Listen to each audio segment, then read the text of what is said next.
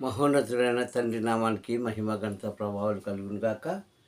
ఇదిగో వాక్యము అనే మా ఛానల్ ద్వారా, యూట్యూబ్ ఛానల్ ద్వారా వాక్యం ఉంటున్న మిమ్మల్ని తండ్రి దీవించి ఆశీర్వదించును గాక. హల్లెలూయా. మరి ఇక ఉదయకాల సమయంలో తండ్రి మనకిచ్చిన వాగ్దానపు వాక్యాన్ని, ఆశీర్వాదపు వాక్యాన్ని, కృప కలిగిన వాక్యాన్ని మనము జ్ఞాపకం చేసుకుందాం. హల్లెలూయా.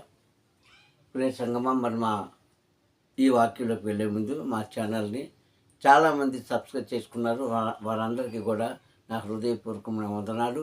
మరి అలాగే ఇంకా సబ్స్క్రైబ్ చేసుకోలేని వారిని దేవుడు ఆ హృదయాన్ని కల్పించి మా ఛానల్ సబ్స్క్రైబ్ చేసుకొని లైక్ చేసి షేర్ చేయండి. తండ్రి మేము దీవించుగాక. ఆమేన్. హల్లెలూయా. ఇక ఈ యొక్క సమయంలో దైవ వర్తమానంలోకి వెళదాం. మనం తండ్రి యొక్క ప్రణాళిక, తండ్రి యొక్క నిత్య ఆనందము, తండ్రి యొక్క కృప మానవుని మీద ఉండాలంటే మనం ఏం చేయాలి అనే అంశాన్ని కొన్ని గడియలు మనం చూసుకుంటాం. నేటి వాక్యాంశము, ఆయన నిత్య ఆనందం ఇచ్చేవాడు, నిత్య ఆనందంను ఇచ్చేవాడు ఆయనే. హల్లెలూయా. నిత్య సంతోషమును, దీర్ఘ ఆయుష్ను, దీర్ఘకాలాన్ని, దీర్ఘ సంతృప్తిని దయచేవాడు ఆయనే. హల్లెలూయా. కావున ఇక సమయంలో ప్రతి సంగమ ఈ వాక్యాన్ని మనం జ్ఞాపకం చేసుకుంటే, మన తాత తండ్రులైనటువంటి ఇశ్రాయేలు ప్రజలకు తండ్రి ఎన్నో మేలు చేశాడు. ఎన్నో విధాలుగా వారిని హెచ్చరించాడు. ఎన్నో విధాలుగా వారి మీద కృప చూపించాడు. ఎన్నో విధాలుగా వారి మీద దయ కూడా కురిపించాడు. అయినప్పటికీ వారు చేసిన మేలు వెంటనే వారు మర్చిపోయేవారు. హల్లెలూయా. ఈరోజు సమాజం కూడా అలాగే ఉందండి. సంఘాలు కూడా అలాగే ఉన్నాయి. కుటుంబాలు కూడా అలాగే ఉన్నాయి. వ్యక్తిగతమైన జీవితంలో కూడా అదే జరుగుతుంది.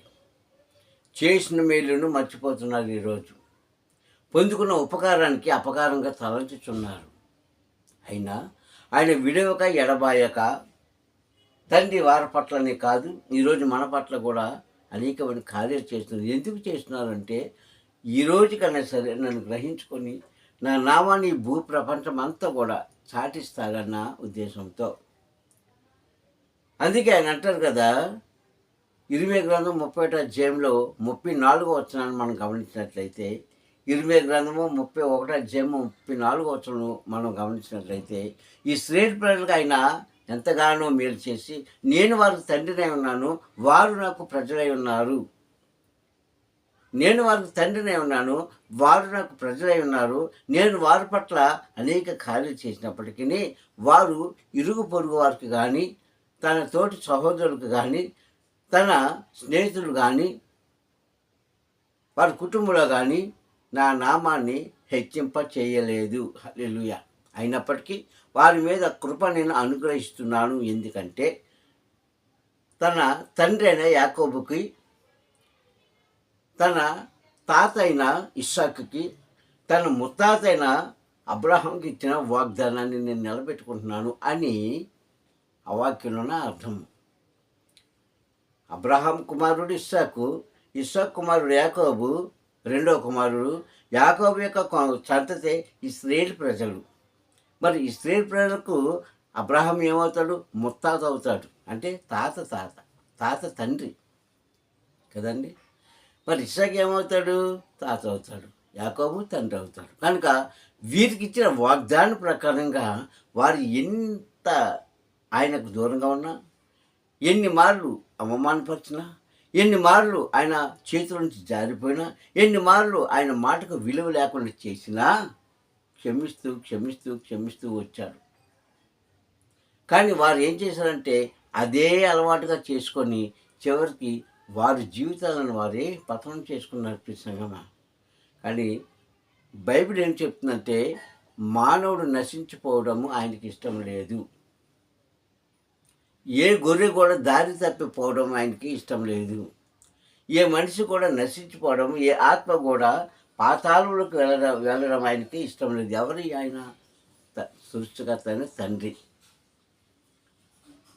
అందుకే ఆయన వేస్తున్నాడు ఒక ప్రణాళిక, చెప్తున్నాడు, నన్ను జ్ఞాపకం చేసుకోకపోయినా నా నిమిత్తం ప్రజలకు వారు చెప్పకపోయినా వారిని నేను కటాక్షించి కరుణిస్తున్నాను, నా కృపా వాత్సల్యత వారి మీద చూపిస్తున్నాను అని చెప్పిన మాట మనం జ్ఞాపకం చేసుకోవాలి. ప్రియ సంగమా, ఇశ్రాయేలు ప్రజల యొక్క తలంపులు ఎలా ఉండేవంటండి? ఒక్క రకంగా లేదు. దాన్నే బైబిల్ గ్రంథం అంటారు ద్విమనస్కులు. ఏంటి ద్విమనస్కులు అంటే రెండు తలంపులు కలిగిన వారు, రెండు మాటలు కలిగిన వారు, రెండు ఉద్దేశాలు కలిగిన వారు, రెండు మనస్తత్వాలు కలిగిన వారు అని అర్థం. దివ్య మనస్కులు అన్న పదము సంస్కృతంలో రాయబడిన మాట. దాన్ని తెలుగులోకి అనువదిస్తే ఇదిగో ఇన్ని రకాలుగా వస్తుంది. ఒక మనిషిలో రెండు రకాలు కలిగిన తలంపులు ఉంటాయి, కానీ బయట కనపడదు. ఒక మనిషిలో రెండు రకాలు కలిగిన మాటలు ఉంటాయి, అది బయట కనిపించదు. ఒక మనిషిలో రెండు రకాలు కలిగిన ఆలోచనలు ఉంటాయి, అవి కూడా బయట కనపడవు. మనకు కనిపించేది ఒకటే. వారి నోట్లోంచి ఏమొస్తుందో అదే వింటాం, అదే నమ్ముతాం. కానీ ఇక్కడ అంటున్నది ఏంటో తెలుసా? అలాగే చేసినా సరే వారిని ఎందుకు ఆశీర్వదిస్తున్నానంటే, అదిగో నాటి అబ్రాహం గారికి ఒక వాగ్దానం ఇచ్చాడు. నీ సంతతికి నేను తోడుగా ఉంటాను, వారిని ఆశీర్వదిస్తాను, కరుణిస్తాను, దయా సాక్ష్యాన్ని పూర్ణమై వారిని కాపాడుతున్నానని ఒక వాగ్దానం ఇచ్చేది. ఆ వాగ్దానాన్ని నిలబెట్టుకోవడానికే ఇశ్రాయేలు ప్రజలు ఆయన జ్ఞాపకం చేసుకోకపోయినా, ఆయనను సొలుక్కున్నా, ఆయన మీద లేనివన్నీ అనుకున్నా, ఆఖరికి ఆయననే వేరు చేసి, ఆయననే విడిచిపెట్టి అన్య దేవతలతో కలిసిపోయి, అన్య జనాంగంతో కలిసిపోయి వారి ఇష్టానుసారంగా జీవించినా, తప్పుడు పనులు ఎన్ని చేసినా కాపాడుకుంటూ వచ్చాడండి. ఎందుకు కాపాడంటే అది అక్కడ ఇచ్చిన వాగ్దానం. తన ముత్తాత అయినటువంటి అబ్రాహం గారికి ఇచ్చిన వాగ్దానం, తన తాత అయినటువంటి ఇస్సాకు ఇచ్చిన వాగ్దానం నిలబెట్టుకున్నాడు. మరి ఈరోజు మనము ఒక మనిషికి ఒక వాగ్దానం ఇచ్చామంటే, ఒక మాట ఇచ్చామంటే అది నిలబెట్టుకుంటున్నామా? అందుకే చాలాసార్లు నేను చెబుతూ ఉంటాను, మనిషి యొక్క మనసు నిలకడ కలిగి ఉండదు. వారు ఎలాంటి వారైనా సరే, వారు ఎవరైనప్పటికీ సరే, నిలకడ కలిగి ఉండాలంటే ముందు నీ మనసులో ఉండాలి. నీ మనసును నీవు నిలకడ చేసుకోగలిగితే, నీ ఆత్మను నీవు కంట్రోల్ చేసుకోగలిగితే, నీ మాట కూడా నీ నాలుక వింటుంది. నీ మాట కూడా నీ నాలుకను దాటి బయటకు రాదు, మంచి వచనాలు తప్ప. ఇలాగ ఎవరున్నారండి ఈ రోజుల్లో? ఎవరున్నారు? నేను ముందే చెప్తాను కదా, మనుషులు అన్నీ రెండు రకాలు ఉంటాయండి, ఒక రకం ఉండదు. ఒకవేళ ఒక రకంగా ఉన్నది అంటే వాడు లేకుంటే ఆమె నిజంగా మూర్ఖురాలే. అలాగనుకుంటే ఉండదండి, అసంభవం అది. రెండు రకాలు కలిగిన నాలుగు లేకపోవచ్చు కానీ పాము వలే. కానీ రెండు రకాలు కలిగిన మాటలు, రెండు రకాలు కలిగిన మనస్తత్వాలు, రెండు రకాలు కలిగిన ఆలోచనలు ఖచ్చితంగా మనసులో ఉంటాయి. వాటిని మనం గమనించుకోవాలంటే చాలా కష్టం. అందుకే హృదయము వ్యాధితో నిండిన కపట కేంద్రం అంటాడు ఒక మహాసేవకుడు. ఏంటండి? హృదయము వ్యాధితో నిండిపోయింది. ఒక కపట కేంద్రం అంటే స్థాపించబడిన స్థలం అని అర్థం. ఒక సమూహం అది కపటంతో నిండిపోయింది. వాటిని గ్రహించడం మానవుని యొక్క తలంపుకి ఉద్దేశాలు అది అందుకోదు. వాడి తలము కాదు, అది ఆయనే గ్రహించుకోవాలి. కనుక ఇక్కడ ఏమంటానంటే, ఇశ్రాయేలు ప్రజలకు నేను ఇంత ఉపకారం చేసినా ఓ ఇర్మియా, వారు నా కోసం ఈ భూమి మీద సువార్త చేయటం లేదు సరికదా. నేను చేసిన అద్భుత కార్యాలను, ఆశ్చర్య కార్యాలను వారు వెంటనే మర్చిపోతున్నారు అంటాడు. ఇది ఎవరన్నమాట? మొట్టమొదటిసారిగా దావీదు గారు అంటాడు, నాయన మా పితరులైనటువంటి, మా తాత తండ్రులైనటువంటి ఇశ్రాయేలు ప్రజలకు నీవు చేసిన ఉపకారము పొందుకొని వారు వెంటనే మర్చిపోయారు, వెంటనే విడిచిపెట్టారని ఆయన రాసిన సంగీతంలో మనం చూసుకుంటాం. కనుక ఈరోజు కూడా చాలామంది వెంటనే మర్చిపోతున్నారండి. చెప్పిన మాట వెంటనే మర్చిపోతారు. ఎందుకంటే ఒక మనిషి ఒక మాటకు అలవాటు పడిపోతాడు, ఒక బాడీకి అంటే ఒక దారికి అలవాటు పడిపోతాడు, ఒక ఉద్దేశానికి అలవాటు పడిపోతారు. మనం ఎంత బోధించినా, ఎంత చెప్పినా, ఎంత నేర్పినా అది దాటి బయటికి రాలేరు. ఇది చాలా ప్రమాదకరమైనది క్రైస్తవులకి. ఇది చాలా ప్రమాదకరమైనదండి. క్రైస్తవులన్న ప్రతి ఒక్కరికి కూడా. ఇలాగ ఉంటూ నేను ప్రార్థిస్తున్నాను, నేను మొరపెడుతున్నాను అనుకుంటే అది నిజంగా మన అవివేకమే. హల్లెలూయా! ఒక దినాన మన ఇశ్రాయేలు ప్రజలైన వాళ్ళని తండ్రి శపించడానికి సిద్ధమైపోయాడు. ఆఖరికి చంపడానికి కూడా సిద్ధమైపోయాడు. ఎందుకంటే చేసిన క్రియలు అలాంటివి. కానీ వారిని శోధించబడ్డారని వారు. అందుకే ఇంచుమించుగా ఒక్కరోజు 2 రోజులు కాదండి, 40 సంవత్సరాలు అరణ్యంలో వారిని శోధించాడు తండ్రి. వారిని శోధించాడు. కానీ ఆ శోధనలో వారు జయించలేకపోయారు. ఓడిపోయారు, పడిపోయారు, మరణించారు. ప్రియ సహోదరులారా, ఈరోజు మనం కూడా ఈ ప్రపంచమన్న అరణ్యంలో ఉన్నాం మనం. ఈ ప్రపంచమన్న అరణ్యంలో మనం కూడా శోధించబడుతున్నాము. కానీ మనం శోధన జయించేవారుగా ఉండాలి. తండ్రి నామాన్ని గణపరుచుకున్న వారుగా ఉండాలి. ఆయన చేసిన అద్భుత కార్యాలను నీవు తెలియజేసేవాడుగా తెలియజేసేదానిగా ఉండాలి. ఎవరున్నారు ఇంతమంది? ఎవరున్నారు ఇలాగూ ఈ రోజుల్లో అంటే ఏమో మనకు తెలియదు. అందుకే అంటున్నాడు, ఇర్మియా ఈ ప్రజలు నన్ను జ్ఞాపకం చేసుకున్నారు. చేసుకోకపోయినా, నా మాట వినకపోయినా, నా మార్గానికి వచ్చిన రాకపోయినా వారిని కాపాడుతాను, కడవరకు కాపాడాడు. కానీ ఒక్కడు కూడా బడలేకపోయాడు. ఒక్కడు కూడా ఆయన మాటను వినలేకపోయాడు. కారణం ఏంటో తెలుసా? వారు తెచ్చుకున్నదే. ఒక మనిషిని మనం ఒకసారి, 2 సార్లు, 3 సార్లు, 4 సార్లు క్షమించుకుంటూ వెళ్ళిపోతుంటే మనం క్షమిస్తూనే ఉంటాము, వారు తప్పులు చేస్తూనే ఉంటారు. మనం వారికి మంచి చెప్తూనే ఉంటాము, వారి మార్గాలు నడుస్తూనే ఉంటారు. వారికి మనం మంచి బోధిస్తూ ఉంటాము, వారి మాటలు మాట్లాడుతూనే ఉంటారు. అంటే మనకున్న ఈ అలవాటు మనం మానుకోము, వాళ్ళకున్న ఆ అలవాటు వాళ్ళు మానుకోరు. వీటి వల్ల ఎవరికి ప్రయోజనం, ఎవరికి ప్రయోజనకరమైంది? ఎవరికీ లేదు. మన మాట వ్యర్థమైపోతుంది, మన మార్గం వ్యర్థమైపోతుంది, మన తలంపుల ఉద్దేశాలు వ్యర్థమైపోతున్నాయి అని మనం ఊహించుకోవాల్సిన అవసరం లేదు. ఎందుకంటే మనం మంచి చెప్తున్నామో, చెడు చెప్తున్నామో, మంచి మార్గం చూపిస్తున్నామో, చెడు మార్గం చూపిస్తున్నామో చూస్తున్న పరమ తండ్రి తెలుసు. కానీ వారి యొక్క మాటలోంచి బయటికి వెళ్ళిపోతే, మన మాటలోంచి వారు బయటికి వెళ్ళిపోతే, ముఖ్యంగా తండ్రి మాటలోంచి బయటికి వెళ్ళిపోతే నష్టపోయేది వాళ్ళే. అందుకే ఇశ్రాయేలు ప్రజలు ఎందుకు నష్టపోయారంటే, తండ్రి చెప్పాడు 40 సంవత్సరాలు బోధించాడండి. ఎంత ఓర్పు ఉండాలండి ఆయనకి. వారు చేసిన కార్యాలు చిన్నవి కాదు. చిన్న కార్యాలు చేయలేదు వారు. ప్రపంచం అసహించుకునే కార్యాలు చేశారు. క్రైస్తవులు అసహించుకునే కార్యాలు చేశారు వారు. మీరు విగ్రహాన్ని నిలబెట్టొద్దు, విగ్రహాల జోలికి వెళ్ళొద్దు, విగ్రహాలకు సాష్టాంగ నమస్కారం చేయొద్దు, విగ్రహాలు నిలువుగా నిలబెట్టి వాటికి బలి అర్పణ ఇవ్వద్దు అని చెప్పాడండి. లేవీకాండం 26వ అధ్యాయంలో మొట్టమొదటి మాట అదే ఉంటుంది. లేవీకాండం 26వ అధ్యాయం మొట్టమొదటి వచనము 1-2 వచనాల మాటలు మనకు కనిపిస్తాయి. కానీ వీరేం చేశారు? ఆయన ఏదైతే వద్దన్నాడో అది చేశారు. ఈరోజు మనం కూడా అంతే.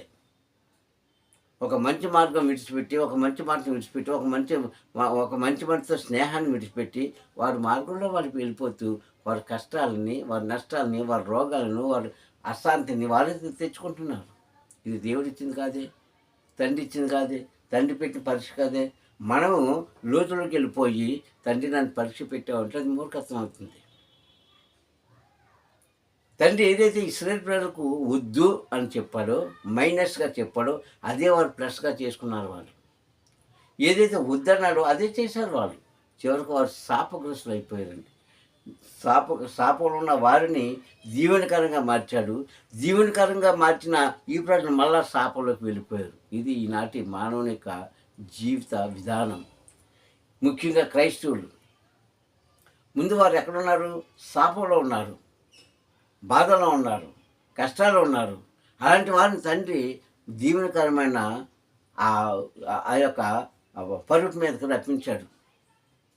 మళ్ళీ వారు ఏం చేశారు? కొంతకాలం అందులో ఉండగలిగారు. తర్వాత మళ్ళీ శాపంలోకి వారే వెళ్ళిపోయి వాళ్ళ యొక్క మనస్తత్వం ఏంటో తెలుసా? ప్రమాదం జరిగితే తండ్రికి మొరపెట్టేవారు. అది విచిత్రం. ప్రమాదం జరిగిందనుకోండి తండ్రికి మొరపెట్టేవారు. అక్కడి నుంచి మళ్ళీ వారు బయటికి వెళ్ళిపోతే మళ్ళా తండ్రిని మర్చిపోయారు. ఇది వారి జీవన విధానం 40 సంవత్సరాలు ఇలాగే జరిగింది. కనుకనే వారు అరణ్యములో సంహరించబడిరి. ఎక్కడ? వారు తమ మనసులో తండ్రికి చోటు ఇవ్వలేదు గనక, చాలామంది ఆయనకి ఇష్టంగా జీవించలేదు గనక, చాలామంది ఆయన మాటకు లోబడలేదు గనక అరణ్యంలో సంహరించబడిరి అని 1 కొరింథీయుల పత్రిక 10వ అధ్యాయంలో 5-6 వచనాలు మనకు అక్కడ మాటలు కనిపిస్తాయి.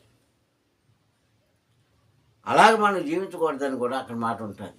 ప్రతి సంఘం ఎందుకు జ్ఞాపకం చేసుకుంటే తండ్రి శపించేవాడు కాదు 1, తండ్రి శిక్షించేవాడు కాదు 2, తండ్రి మనల్ని శోధించేవాడు కాదు. ఈ 3 విషయాలు జరుగుతున్నాయంటే ఈరోజు మనం చేసుకున్నదే. అందుకని ముందుగానే హెచ్చరిస్తున్నాడు, ముందుగానే చెప్పాడు, ముందుగానే మనకు మార్గం చూపించాడు, ముందుగానే ఆయన వాక్య ద్వారా మనతో మాట్లాడాడు. కానీ మనం లోబడటం లేదు. చాలామంది లోబడనులని ప్రజల నిమిత్తము అంటాడు. నా 2 చేతులు కూడా చాపి నేను చూస్తున్నాను అంటాడు. యెషయా గ్రంథం 65 అధ్యాయము 2వ వచనంలో ఉన్న మాట. లోబడనలని ప్రజల నిమిత్తము దినమెల్లా నా 2 చేతులు చాపి ఎదురు చూస్తున్నాను అంటాడు పరమ తండ్రి. లోబడపోవడం ఎవరి తప్పు? మనదే. మనకి నష్టం కలిగినప్పుడు మరలా ఆయన పాదాల దగ్గరికి వచ్చి ప్రార్థన చేస్తాం. ఇదేం అర్థం ఉందా క్రైస్తవ జీవితానికి? ఎప్పుడో వారు మూర్ఖత్వంగా చేశారని ఇస్రాయేలు ప్రజలు. ఎందుకంటే వారికి బోధించేవారు ఒక్కడే, ఎవరో పరమ తండ్రి. కానీ ఈరోజు బోధించడానికి అనేకులు ఉన్నారు. వారు ఆనాడు ఏ తప్పు చేశారో అదే తప్పు ఈరోజు విశ్వాసం కూడా చేస్తున్నారు, సంఘాలు కూడా చేస్తున్నాయి, సమాజం కూడా చేస్తున్నారు. ఇటు వారిని తండ్రి క్షమిస్తాడా? ఆలోచిద్దాం. ఆ రోజు ఒకటే ఉన్నాడు, కింద మోసే ఉన్నాడు, పైన పరమ తండ్రి ఉన్నాడు, అంతే వారికి బోధించడానికి. కానీ ఈరోజు వేలాది జనంగా ఉన్నారు బోధించడానికి. మరి బోధనలన్నీ ఏమైపోతున్నాయి? ఈ కట్టడాలన్నీ ఏమైపోతున్నాయి? ఈ నిబంధనలన్నీ ఏమైపోతున్నాయి? సంఘాల్లో, సమాజంలో, కుటుంబాలు. అందుకే సంఘంలో కానీ, సమాజంలో కానీ, కుటుంబాల్లో కానీ, వ్యక్తిగతంగా కానీ అశాంతి వస్తుంది తప్ప శాంతిని కూలిపోతున్నాం మనం. కనుక మనకేం కావాలి? స్థిరత్వం కావాలి. ఏం కావాలి? నిత్య ఆనందం కావాలి. మనకేం కావాలి? నిత్య ఆశీర్వాదం కావాలి, కృపా సమృద్ధి కావాలి. ఎలా వస్తుంది? ఎలా వస్తుంది? ఆయన మాటలు మనం వింటే మనకు వస్తాయి. అందుకే ఇక్కడ అన్నాడు, ఓ ఇర్మియా, ఈ ప్రజలు నా నిమిత్తము నా యొక్క నామాన్ని గణపరచకపోయినా నేను వారు కాపాడుతూనే ఉన్నాను. ఎందుకంటే నేను ఇచ్చిన వాగ్దానం నేను నెరవేర్చుకుంటున్నాను.